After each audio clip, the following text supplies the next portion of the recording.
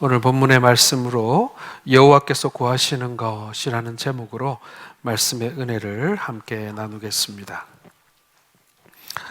여러분도 거의 매일 드라마나 영화를 보실 텐데요.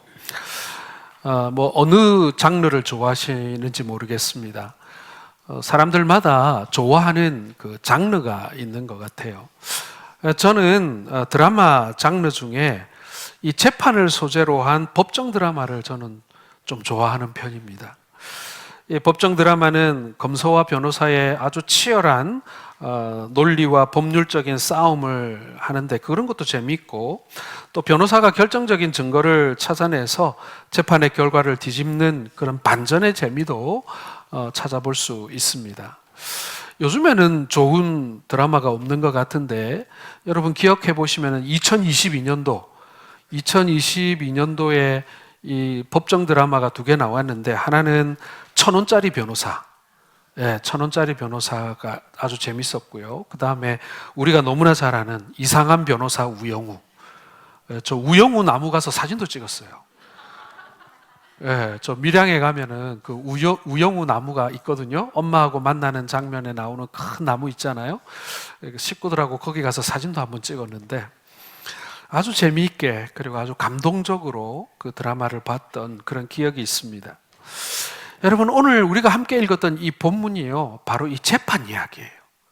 물론 내가 재판에 가면은 괴로워요. 그렇죠? 재판 좋아할 사람 세상에 어디 있겠습니까? 자, 그런데 오늘 본문이 이 재판을 소재로 한 이야기입니다. 미가 선지자는 여호와의 하시는 말씀을 들으라라고 하면서 이 재판을 지금 열고 있는 거예요. 이 재판을 살펴보면요, 이 재판의 판사는 산입니다. 마운튼, 우리가 등산하는 산 있죠? 이 산이 판사입니다. 근데 아마도 이 산은 시온산이겠죠. 우리 성경에서 많이 나오는 성전이 있고 하나님이 임재하시는 그 시온산 말입니다. 자, 그리고 배심원이 있습니다. 여러분, 우리는 배심원이 좀 낯선데, 우리나라도 국민참여재판이라 그래가지고 배심원제를 간혹 이렇게 하는 그런 경우가 있는데, 이 배심원은 누구냐면 작은 산들과 땅에 견고한 지대들이라고 되어 있습니다. 그러니까 하나님께서 지으신 이 땅의 산과 그리고 작은 산들과 그 땅의 지대들을 판사와 배심원으로 삼았다라는 말씀인 것입니다. 그러면 미가 선지자는 뭐 하는 사람인가? 미가 선지자는 하나님의 변호인입니다. 아니, 하나님이 변호사가 필요할까 싶지만, 이 미가 선지자가 하나님의 입장을 대변하는 변호인이 된 것이죠. 그리고 이 미가 선지자가 하나님을 변론한다는 얘기는요, 이스라엘과 변론을 하도록 부르심을 받았다라는 이야기인 것입니다. 원고와 피고가 있는데, 원고는 하나님, 피고는 이스라엘, 이런 거예요. 미가 선지자가 맡은 일은 하나님께서 이스라엘에게 그동안 어떻게 얼마나 많은 은혜를 베푸셨는가를 변호하는 것입니다. 자, 그렇다면 이 재판의 주요 쟁점이 무엇일까요? 이 재판의 주요 쟁점은요, 이스라엘 백성들이 이런 주장을 합니다. 하나님이 자신들을 괴롭게 해서 힘들다라고 말입니다. 오늘 3절 한번 같이 읽어보겠습니다. 시작. 이르시기를 내 백성아, 내가 무엇을 내게 행하였으며 무슨 일로 너를 괴롭게 하였느냐? 너는 내게 증언하라. 하나님께서 묻는 거예요. 이스라엘아, 내가 도대체 너희들을 뭘 얼마나 그렇게 괴롭게 했느냐? 한번 얘기해봐라. 증거를 대봐라. 이렇게 말씀하고 있는 것이죠. 이스라엘 백성들은 자신들이 하나님의 백성이 되어서 하나님 백성으로서의 그 의무를 다하는 것이 너무 힘들고 너무 괴롭다는 얘기예요. 그들은 하나님을 섬기고 하나님을 예배하는 것이 너무 피곤하다라는 것입니다. 여러분, 오늘 6절과 7절 말씀을 한번 볼 텐데요, 보통 여러분 오늘 이 6절과 7절 말씀은요, 우리가 굉장히 은혜롭게 읽는 미가서에서 가장 유명한 말씀입니다. 그런데 여러분, 오늘 이 말씀이요, 재판정에서 증언되어진 말씀이라는 것을 여러분 기억하십시오. 여러분, 재판하면은 변호인이 됐던 검사가 됐던 뭐 아니면 쌍방이 되었던 서로 좋은 말 해줍니까? 서로 칭찬하는 말 해줍니까? 아니죠. 서로의 입장을 대변하면서 이렇게 부딪히는 거예요. 오늘 지금 6절과 7절도요, 이거 재판에서 하는 얘기입니다. 한번 살펴보겠습니다. 내가 무엇을 가지고 여호와 앞에 나아가며, 같이 읽겠습니다. 높으신 하나님께 경배할까? 내가 번제물로 1년 된 송아지를 가지고 그 앞에 나아갈까? 여호와께서 천천의 순양이나 만만의 강물 같은 기름을 기뻐하실까? 내 허물을 위하여 내 맏아들을 내 영혼의 죄로 말미암아 내 몸의 열매를 드릴까? 자, 이스라엘 백성들은 1년 된 송아지로 번제를 드리는 것도, 천천의 수양으로 제사를 드리는 것도 힘들다라는 거예요. 그들은 속으로 내 허물을 위하여 내 맏아들을 드리겠다라고 하지만, 여러분, 이 말 속에 숨겨진 뜻이 있습니다. 힘들고 괴롭다는 얘기예요. 드라마에서 한 번씩 나오는 이야기입니다만은, 여러분 한번 이 드라마를 한번 그려보시기 바랍니다. 부모가 재산이 많은데 그 부모의 슬하에 자녀들이 있습니다. 자녀들이 다 장성해서 자기 가정을 꾸리고 먹고 살 만큼 되었는데도 여전히 부모의 재산 때문에 이 형제들이 싸움을 합니다. 한 번은 딸이 집을 새로 사는데 자기들한테 있는 돈으로 충분한데도 불구하고 아버지께 와가지고 집값이 모자라다며 맨날 애교를 떱니다. 그 돈 좀 달라고. 그래가지고 수천만 원의 돈을 받아갔습니다. 다른 자녀도 이런 식으로 집을 산다, 차를 산다, 자식들의 학자금이 필요하다, 사업에 돈이 모자란다, 이렇게 여러 가지 명목을 들어서 자신들이 필요한 돈을 부모님에게 받아갔습니다. 자, 그런데 막상 부모를 모시자고 하니 부담스럽다라는 거예요. 그러면서 하는 이야기가 돈 받으려고 아양 떨고 매일 찾아가고 하는 거, 그거 얼마나 피곤하고 힘들었는지 알아요? 아니, 지가 필요해가지고 자기가 돈 얻어가려고 아양도 떨고 음식도 해오고 매일 찾아오고 그래 놓고는 이제 와서는 나도 그거 힘들었다, 이렇게 말하고 있는 거예요. 부모님을 원망하고 불평하는 거예요. 이런 자식이 어디 있겠습니까? 그렇죠? 자, 그런데 이 이야기는 부잣집만의 이야기는 아닐 것입니다. 지금 미가 선지자가 이 문제를 가지고 법정 다툼이라는 소재로 우리에게 설명하는 게 바로 그거예요. 이거는요, 마치 배은망덕한 자식을 부모가 고발하는 것과 비슷해요. 간혹 그런 뉴스 보지 않습니까? 자녀에게 유산 다 물려줬는데 그 자녀가 부모 봉양하는 것을 거부해가지고 부모가 그 재산 돌려줘 하는 소송을 제기했다, 이런 얘기 한 번씩 우리가 잊을만 하면 한 번씩 듣지 않습니까? 여러분, 그와 비슷한 것입니다. 산을 재판장으로, 작은 산들과 견고한 지대를 배심원으로 세워놓고 오늘 하나님께서 이스라엘과 변론을 하고 있는 거예요. 따져보고 계시는 거예요. 여러분, 하나님께서 오죽하면 그러셨을까요? 이스라엘 백성들은 하나님을 짐스러워했습니다. 자식이 부모를 짐스럽게 생각하듯이 그렇게 하나님을 귀찮아하고 부담스러워했다라는 것입니다. 그래서 지금 하나님은 답답한 마음에 지금 변론하고 계시는 거예요. 여러분도 지금 하나님의 변론을 들어보시고 이 하나님이 너무한 건지 아니면 이스라엘 백성들이 너무한 건지 우리가 한번 그 판결을 살펴보기를 원합니다. 첫 번째로 여러분, 우리가 생각해야 될 것은 하나님이 어떤 일을 하셨는지를 한번 생각해 보아야 합니다. 자, 4절 같이 보겠습니다. 하나님이 이렇게 말씀하십니다. 시작. 내가 너를 애굽 땅에서 인도해내어 종노릇하는 집에서 속량하였고 모세와 아론과 미리암을 내 앞에 보냈느니라. 우리 하나님께서 첫 변론에 말씀하신 사건이 뭐냐면은 출애굽 사건, 바로 이스라엘의 구원 사건입니다. 애굽에서 종노릇하던 백성들을 구원하셔서 자유인으로 속량하셨다는 거예요. 하나님은 엄청난 값을 치르고 이스라엘을 애굽에서 구원하셨습니다. 하나님이 베풀어 주신 은혜는 말로 다할 수 없는 것이었습니다. 옛날 출애굽만 생각해 보면 하나님을 섬기고 하나님께 영광을 돌리기 위하여 최선을 다할 수밖에 없는데, 오늘 이스라엘 백성들이 너희가 이걸 잊었구나 라고 하나님께서 이 사건을 변론하시는 거예요. 그리고 두 번째 사건은 뭐냐면요, 여러분, 신약의 출애굽 사건은 어떤 사건입니까? 이스라엘을 구원하기 위하여 출애굽 사건이 있었고, 지금 우리를 구원하시기 위하여 하나님께서 어떤 일을 하셨습니까? 십자가 사건이죠. 십자가 사건. 바로 예수 그리스도께서 정말 인간의 몸을 입으시고 낮디 낮은 이 땅 가운데 내려와 주신 이 사건, 이 성육신의 사건, 이 십자가의 사건이 바로 우리를 위한 구원의 사건 아닙니까? 사단 마귀에게 종노릇하던 백성들을 구원하셔서 더 이상 죄 아래 살지 않고 자유인으로 살도록 우리를 속량해 주신 것입니다. 하나님은 독생자를 십자가에서 희생의 제물로 삼으심으로 엄청난 대가를 치르셨습니다. 하나님이 베풀어 주신 이 십자가의 은혜, 정말 말로 다 할 수 없는 큰 은혜입니다. 십자가의 은혜로 우리는 죽음에서 살아났습니다. 여러분, 그날을 생각해 보면 여러분, 우리가 하나님 앞에 무엇을 했든 간에 우리가 따질 입장은 아니지 않겠습니까?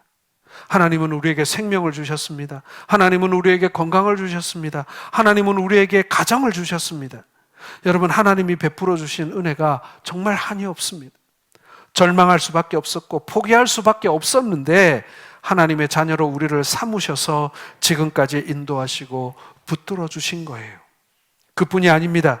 하나님은 우리를 애굽에서 구원만 하신 것이 아니라 우리를 살피고 보살펴 주셨다라는 거예요. 우리를 방치해 두지 않으셨습니다.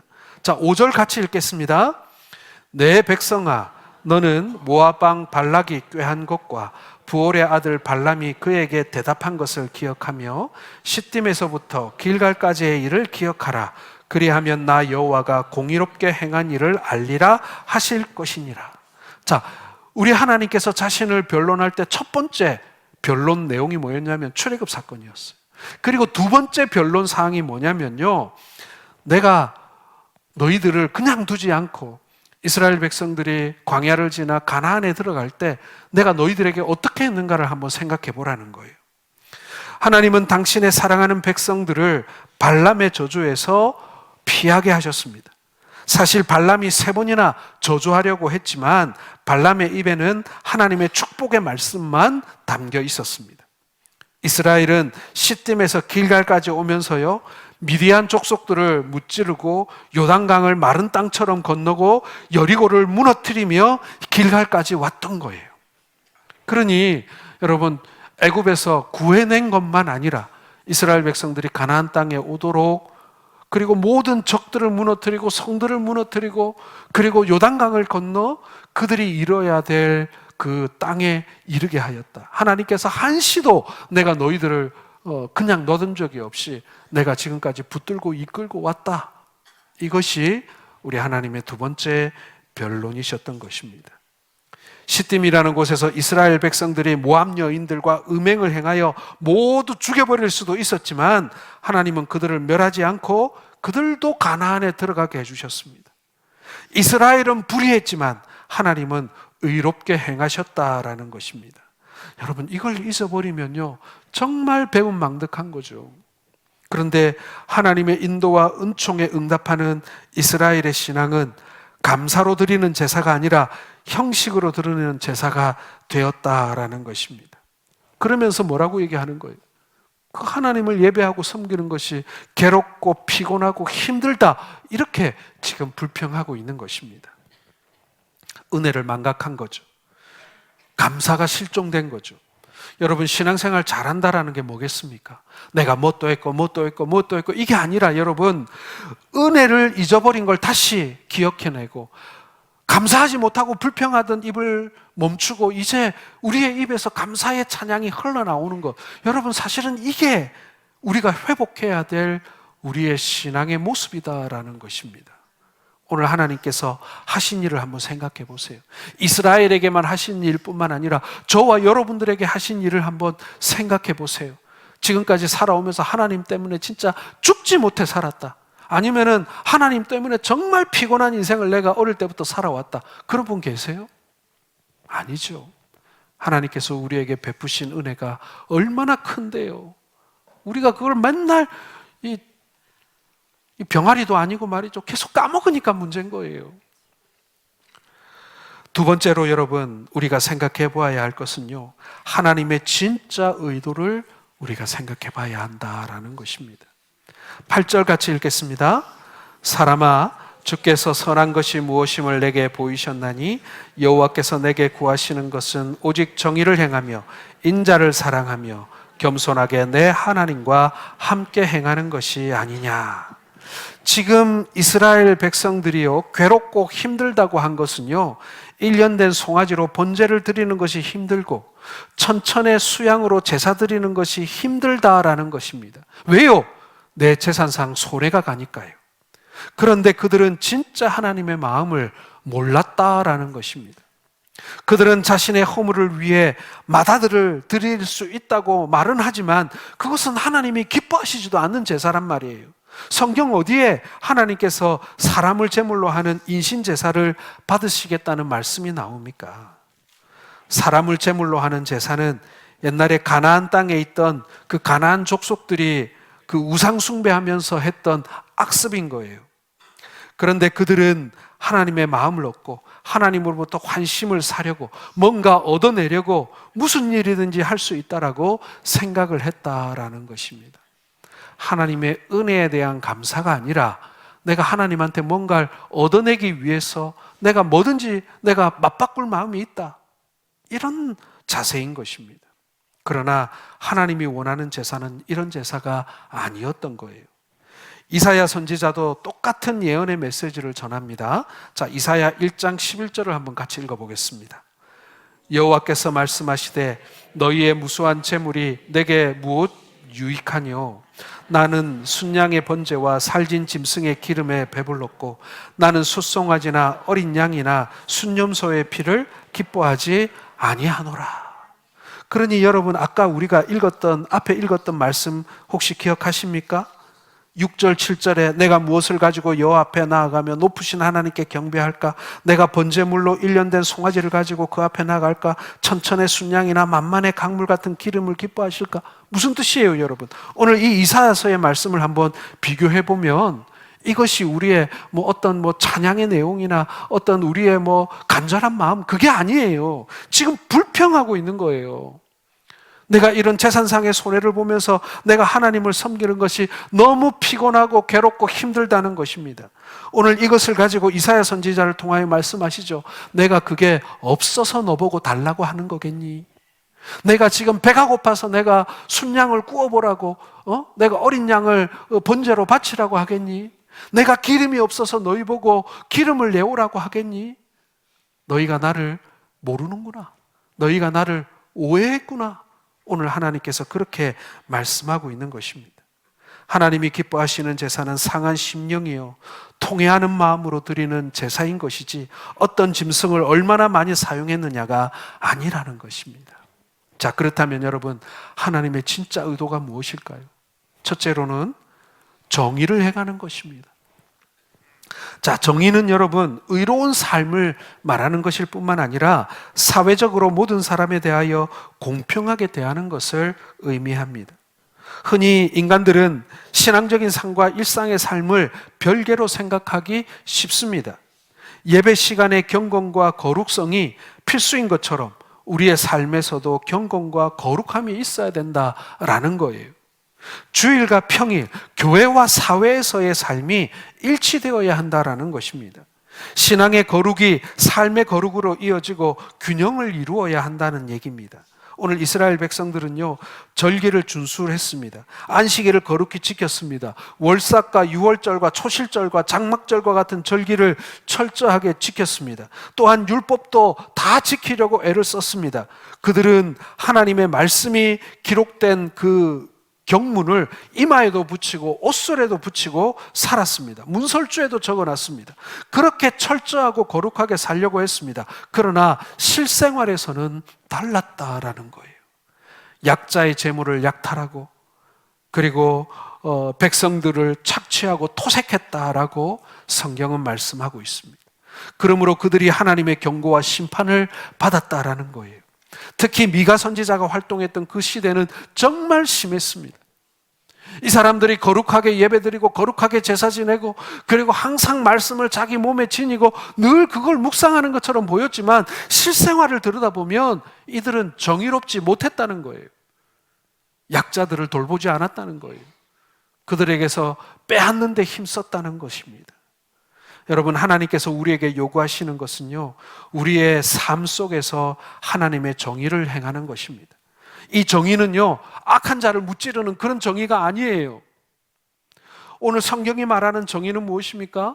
우리가 해야 할 마땅한 일을 하는 것입니다. 우리의 신앙의 고백과 합당하게 우리가 세상에 나가서 경건하게 정의롭게 살아야 된다는 얘기예요. 남을 무찌르는 게 아니라 내가 바뀌어야 된다라는 그런 말씀인 것입니다. 우리는 이 땅에서 예배당에서의 예배도 중요하지만 삶의 예배에서도 성공해야 합니다. 예배가 삶에서 표현되고 열매 맺어야 합니다. 예배가 교회당에서의 예배로서 끝나서는 안 됩니다. 예배가 삶으로 연결되어야 합니다. 우리의 신앙 고백이 그저 교회 안에서 주고받는 말로 끝날 것이 아니라 우리의 삶 속에서 우리의 이웃들을 향한 우리의 태도이고 우리의 모습이어야 한다라는 것입니다. 하나님 말씀대로 사는 것이 여러분 정의입니다.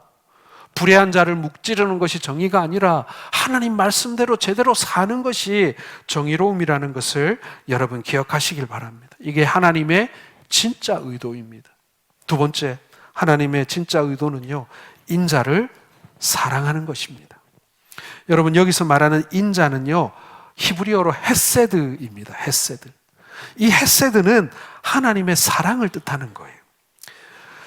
여러분, 이 인자는 자애라고도 사용되는데 이 헤세드는 인애, 은총, 선대, 자비, 우위 뭐 이런 뜻을 포함하고 있습니다. 그러나 한마디로 표현하자면 하나님의 사랑을 히브리어로 헤세드라고 말할 수 있는 것입니다.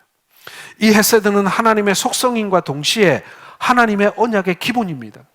여러분, 하나님께서 이스라엘과 많은 언약을 맺으셨습니다. 오늘날 우리에게도 십자가의 언약이 있습니다. 이 언약의 기초가 뭐예요? 법입니까? 아닙니다, 여러분. 이 모든 언약의 기초는요, 하나님의 사랑인 거예요. 하나님이 우리를 사랑하셔서 이 언약을 만들어 두셔서 우리를 지키고 계시고 우리를 보호하고 계시는 거예요. 선지자들은 다른 사람에게 헤세드를 보이지 못하는 경우에 하나님과의 언약을 어긴 것으로 이해했습니다. 무슨 얘기입니까, 여러분?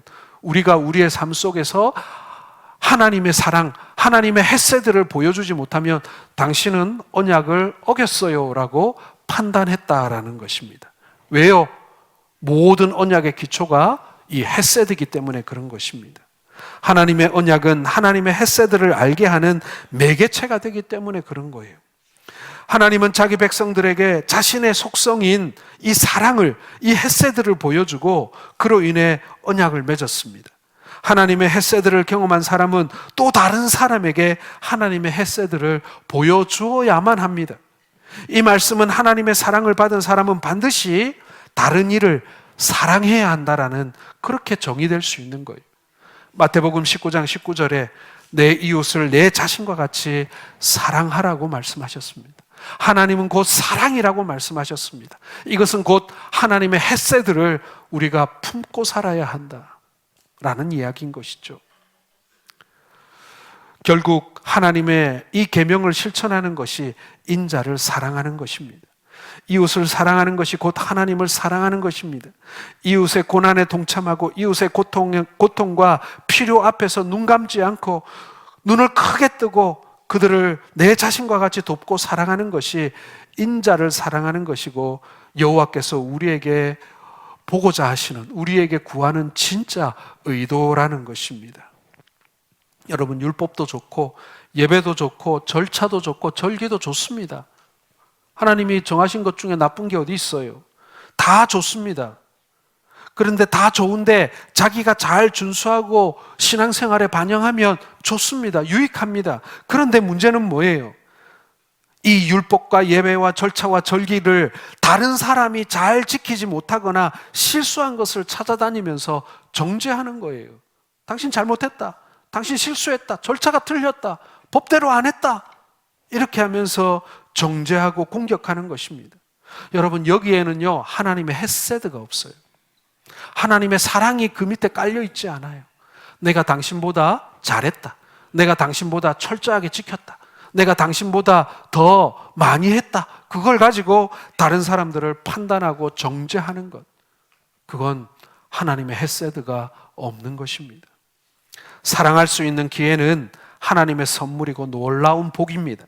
사랑할 수 있는 기회를 빼앗기는 것이 가장 어리석고 슬픈 일입니다. 사랑하면 반드시 하나님이 우리를 사랑하시고 복 주시는 것을 믿으시길 바랍니다. 세 번째로 여러분, 하나님의 진짜 의도는요, 우리가 겸손히 행하는 것입니다. 겸손하게 사는 것을 여기서는 하나님과 함께 행하는 것이다 라고 말씀했습니다. 여러분, 하나님과 함께 하는 것, 이것은요 내 힘이 아니라 하나님께서 주시는 능력으로 사는 것을 말하는 것입니다. 하나님 주시는 능력으로 살려면 전제 조건이 하나 있어요. 그게 뭐냐면요, 내가 내 힘을 빼는 거예요. 내가 내 힘을 빼는 거예요. 제가 전에 어떤 설교 시간에 제가 한번 말씀드린 적이 있는데, 제가 수영을 잘 못한다고 제가 말씀드렸죠. 아무리 배워도 저는 수영을 잘 못해요. 저 해군 나왔는데 수영을 잘 못해요. 그런데 수영을 하도 못하니까 수영을 가르치던 선생님이 저보고 뭐라 그러냐면, 제일 많이 들었던 말이 힘 빼요, 힘 빼. 몸에 힘이 들어가니까 가라앉더라고요. 힘을 빼야 뜨는 거예요.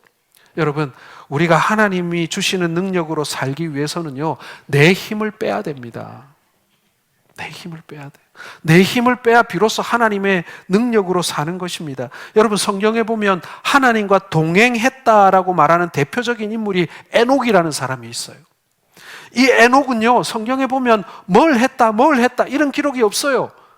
뭐 땅을 빼앗은 것도 아니고, 전쟁에서 이긴 것도 아니고, 하나님한테 엄청나게 많은 재물을 드린 것도 아니고, 에녹에 대한 기록이 없어요. 그런데 이 에녹은 일생을 하나님의 뜻을 구하고 순종하는 삶을 살다가 하나님과 동행하다가 죽음을 보지 않고 승천했다라고 기록하고 있습니다. 평생토록 하나님과 동행하다가 승천했다, 죽음을 보지 않았다. 이거 엄청난 일 아닙니까, 여러분? 그런데 에녹이 어떤 사람이었나? 곰곰이 생각해 보면 자기 힘을 빼고 살았던 사람인 거예요. 자기 주장이 없었던 사람인 거예요. 뭐 대단한 일을 한 건 없어요. 그러나 자기 힘을 빼고 하나님이 주시는 힘으로 살았던 사람, 그래서 그 사람을 뭐라고 얘기하냐? 하나님과 일생을 동행했다라고 말하는 거예요. 여러분, 우리가 내 몸에 힘이 들어가고 내 어깨에 힘이 들어가고 내 말에 힘이 들어가는 순간 우리는 주님과 이 갈림길에서 이렇게 벌어지는 거예요. 같이 가야 되는데 이렇게 벌어지는 거예요. 히브리서 11장을 보면 믿음을 따라 하나님과 동행했던 신앙의 조상들의 이야기가 나옵니다. 다윗의 얘기가 나오죠. 얼마나 억울한 일 많이 당했습니까? 그런데 하나님과 동행했지요. 욥은 어떻습니까? 원인 모를 고난과 질병 가운데 하나님을 부인하거나 원망하지 않았습니다. 그걸 다 받아들였어요. 왜요? 자기 힘을 빼고 하나님의 능력으로 그것을 다 받아들인 것입니다. 여러분, 정의를 행하고 인자를 사랑하는 것이 하나님과 동행하지 않는다면 그게 뭐겠어요? 그 죄로 이어질 수밖에 없는 것입니다. 하나님 안에서 하나님께 영광을 돌려야 합니다. 믿음의 사람들은 언제나 어떠한 경우에도 하나님과 동행해야 합니다. 가장 기쁠 때도, 그리고 가장 슬플 때도, 그리고 가장 힘들 때도 하나님과 동행하시는 우리 성도들 되시기를 바랍니다. 종종 뭔가를 얻기만 하면 된다고 생각하며 신앙생활을 하는 사람들이 있습니다. 참 어리석습니다. 출처가 불분명한 복은요 좋아하시면 안 돼요. 무조건 복 받으면 이 하나님이 다 주신 걸로 아는데 천만의 말씀입니다. 복의 출처가 하나님인지 다른 것인지 여러분 분별할 줄 알아야 합니다. 아무리 많은 돈이라도 누가 왜 주는 것인지 알아야 그 문제가 안 생기잖아요. 여러분, 이런 광고가 한번 있다고 생각합시다. 고수익 보장 월 1천만 원, 숙식과 승용차 제공, 용모 단정한 20대 초반의 아가씨 구함. 이 광고 뭐예요, 여러분? 좋은 직장입니까? 아니죠. 거기 가면 큰일 나는 거예요. 인생 조지는 거예요. 여러분, 캄보디아에 우리 청년들 정말 많이 갔잖아요. 어떤 가문이설에 속았을까요? 예? 뭐 여기서 바짝 1년만 고생하면 한몫 잡을 수 있어. 뭐 그런 것 아니겠습니까? 누가 주는 것인지 그 출처를 알아야 합니다. 우리는 하나님이 주시는 확실한 구원, 즉 하나님께서 약속하신 십자가를 붙들 수 있기를 바랍니다. 세상에는 남보다 더 많은 지식을 가진 사람도 있습니다. 그러나 그 지식과 과학이 구원을 주는 것이 아니죠. 오직 예수 그리스도만이 우리의 참 구원이심을 믿으시길 바랍니다. 어떤 상황 속에서도 겸손하게 하나님과 함께 행하며 거기에 평안과 복이 있음을 믿으시길 바랍니다. 겸손히 하나님과 더불어 행하시기를 바랍니다. 여러분, 하나님의 헤세드가 가장 뚜렷하게 드러난 사건이 무엇입니까? 바로 예수 그리스도께서, 하나님께서 낯디 낮은 인간의 몸을 입고 이 땅에 오셔서 추위와 슬픔과 배고픔과 그리고 피와 살이 찢기는 고통을 감내하면서 우리 가운데 오신 거 아닙니까? 우리가 성탄을 맞이했습니다. 여러분, 성탄에 우리는 무엇에 감사합니까? 나 때문에 하나님이 이 고생하셨군요. 예수 그리스도께서 나를 구원하러 이 땅 가운데 오셨군요. 나와 동행하기 위하여 이 땅 가운데 오셨군요. 여러분, 이러한 성탄을 맞이하시길 바랍니다. 하나님이 주시는 것, 하나님과 동행하는 것, 하나님이 가지고 계신 그 본 마음, 여러분, 그 마음을 가지고 주님 앞에 나아가는 모든 성도들 되시기를 주님의